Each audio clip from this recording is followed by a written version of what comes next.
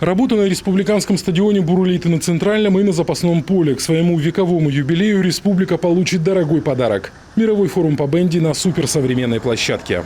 Работы на объекте ведутся параллельно, в общем-то, по всем направлениям, по всем системам. Земляные работы, общестроительные работы, инженерные системы монтируются, коммуникации внутренние прокладываются и наружные.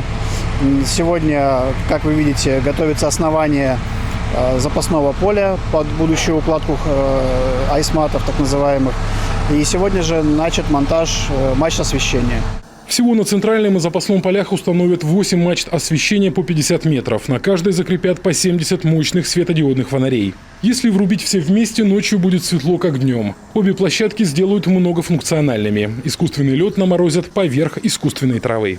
Когда готовимся к проведению соревнований матчей по хоккею, данное поле замораживается специальным вот этим установкам. А, соответственно, когда летом или для футбола это все отмораживается, и тут трава искусственная, которая при отмораживании вода уходит, след уходит, остается чистая трава.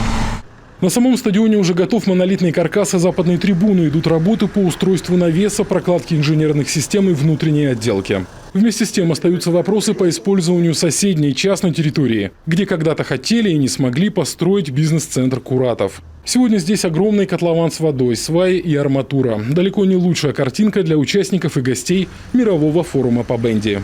Пока на сегодняшний день однозначного решения не выработано, то есть варианты различные предлагаются, то бишь вплоть до того, что получить хотя бы разрешение от собственника земельного участка на то, чтобы засыпать данную канаву песком, котлован, и, возможно, какие-то на торчащую арматуру, некие декоративные элементы. Что касается реконструкции республиканского стадиона и запасного поля, подрядчик обещает успеть завершить все работы, как и предусмотрено контрактом, к 29 января следующего года. На сегодня готовность объекта составляет порядка 30%. Алексей Корчма, Олег Жуковский, телеканал Юрган, Сыктывкар.